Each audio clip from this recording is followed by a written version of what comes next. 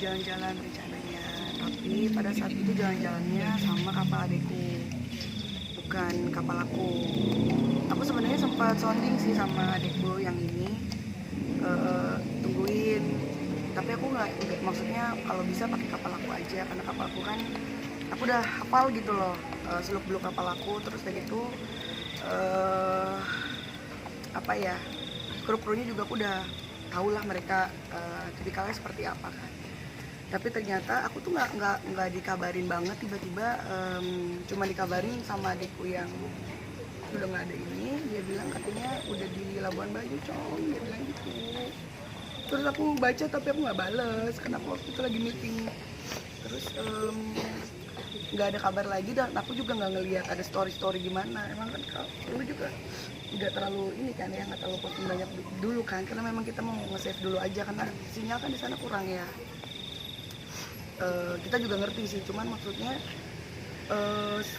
waktu malam-malam sebelum kejadian, kira-kira jam 2 di sini berarti jam 3 di sana ya, aku baru bisa tidur karena aku pikir pengaruh kopi, karena sebelumnya kan aku minum kopi. Tapi kok aku batuk-batuk terus gitu, firasat yang buruk sih nggak ada. Terus tiba-tiba aku jam 7 pagi, berarti di sana itu jam 8 ya kurang lebih, jam 7 kurang lah, aku ditelepon berkali-kali. Dan itu aku masih tidur karena aku baru tidur jam 2 kan, capek banget. Pikir apa sih, maksud aku kalau misalnya penting kan bisa WhatsApp ya. Kita aku angkat, langsung adekku nangis kan, yang cowok. Dia bilang katanya mama udah nggak ada. Aku pikir bercanda kan gitu, aku pikir bercanda. Terus dia bilang lagi katanya adekku yang kecil bilang belum ketemu gitu. Aku bingung kan. Terus dari situ aku udah bilang sama aku tanya dulu sama dia, yang lain gimana dulu deh, yang lain. Maksud aku kan karena udah positif, mamaku nggak ada kan gitu, karena udah ada yang angkut. Mereka nggak ada yang bisa ngubungin aku sama sekali, karena kan HP semua pada hilang kan, pada nyelamatin dirinya dulu lah maksudnya gitu. Terus aku tuh yang bikin aku shock banget, mamaku tuh bukan tenggelam karena berenang atau lagi snorkeling atau lagi naik trekking gitu, bukan.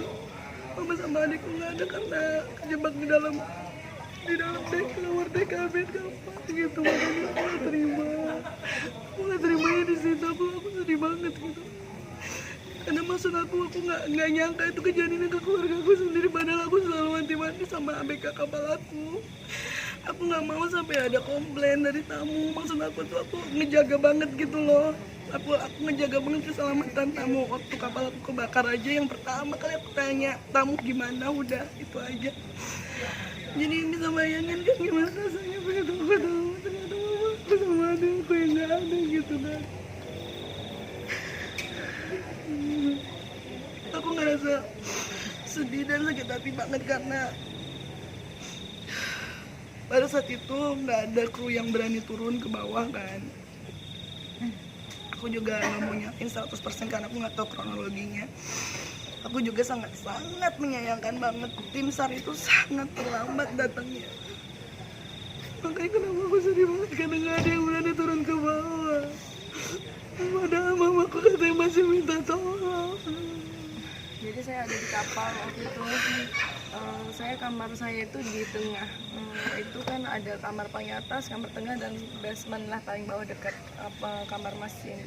Saya nggak tahu kalau ibu saya mau pindah ke bawah, tapi saya udah tahu adik saya mau tidur di bawah. Dia kayak lihat kamarnya kayak nggak mau deh, berisik juga, ada suara mesin. Gue tidur sama lu aja ya, sambil pegang-pegang kasur kamar saya kan. Dia bilang ya udah kita tidur bertiga. Terus saya bilang kayak gitu, sama anak saya berarti berlima. Ya udah deh, mungkin kayaknya dia bilang sama mama saya gitu, nggak dikasih mungkin ya, karena kan saya sama suami di situ. Saya sama suami sama anak umur 2 tahun dan 4 tahun. Itu saya udah gelisah, nggak enak tidur dari jam 3. Karena kan mungkin saya mikirnya gelisahnya karena mau nanjak ke Padar itu jam 5, kita harus siap-siap. Jadi saya jangan tidur lagi deh, jangan pulas-pulas. pas saya buat susu anak saya gantiin popok subuh-subuh tuh, saya ini jam berapa nih kok matahari udah mulai muncul kayak gitu, apa nggak jadi kita nanjaknya tuh nggak ada satupun yang ngetok pintu atau apa. Terus akhirnya saya tiduran lagi, pas tiduran lagi mulai miring banget, sampai saya pikir pas miring itu bakalan lurus lagi gitu, karena kan memang kayak gini-gini.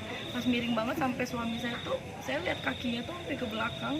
Terus saya nggak bisa lihat anak saya karena listrik langsung mati. Udah gitu anak saya yang 2 tahun belum ketemu, saya cari-cari itu air 2 detik sampai 4 detik udah segini. Habis itu anak saya yang nomor 4 tahun itu udah teriak-teriak panggil umi gitu, cuman saya nggak bisa lihat apa-apa karena masih gelap kan. Habis itu kru di sana pas saya udah nemu anak saya kan, kita bener-bener muka saya udah nempel sama kaca, minta dipecahin kacanya, mereka shock juga, jadi mereka nggak bisa berbuat apa-apa. Untungnya saya teriak-teriak terus adik saya yang punya kapal ini langsung buka dan pintu balkon tuh nggak dikunci, dan saya udah dievakuasi. Saya udah naik ke skoci, saya pikir saya ada dengar suara ibu-ibu dan mirip suara ibu saya. Saya pikir itu ibu saya gitu ya. Saya teriak, mama sini naik ke skoci. Mana mama, kata adik saya yang punya kapal nih. Loh mama, emang itu bukan mama? Bukan, mama mana gitu. Saya nggak tahu kalau dia tidur di bawah. Udah gitu, berarti mama masih di bawah, dia langsung bilang gitu. Dia langsung pukul-pukul, tonjok-tonjokin ke lambung kapal. Kalian turun semua, nggak ada satupun yang turun. Saya lagi angetin anak saya di atas koci itu, ada tamu lain yang udah berdarah, mungkin dia langsung tendang kaca. Karena udah berdarah-darah di skocia, udah perdarahan lah, harus segera kita bawa gitu. Saat itu di situ cuma ada 1 kapal lain, jadi ternyata posisi saya itu nggak jadi ke Padar karena kaptennya pas ditanya angin bos, angin, dia bilang gitu. Kita nggak di Padar nih, kita di Pulau Kambing, dia bilang gitu. Jadi menurut saksi mata dari kapten yang di kapal yang mengevakuasi kami itu, kapal kita tuh udah terlalu landing, geser-geser, sampai dia heran, ini kok kapal kadang mendekat, kadang menjauh, apa jangkarnya nggak nyolok, dia bilang, maksudnya nggak gigit gitu. Dia nggak pakai jangkar, dia pakai motor diikat, tapi katanya putus talinya. Enggak putus, cuma masih tegang, masih tegang. Jadi waktu kapal saya keseret itu mendekati karang itu, kapten tidur. Maksudnya kaptennya tuh pasti tidur, makanya kenapa bodinya miring, mereka nggak ada yang tahu. Jadi maksudnya Coba kalau misalnya mereka pada bangun, pasti langsung banting setir dong. Sebenarnya Air permukaan laut nggak akan masuk gitu. Jadi yang diberitain di luar kapal bocor bukan bocor sebenarnya. Kan saya baca berita kok. Iya, ada yang bilang kapal bocor itu. Kalau kapal bocor pasti udah tenggelam sampai sekarang. Tambahin sedikit ya. Jadi pada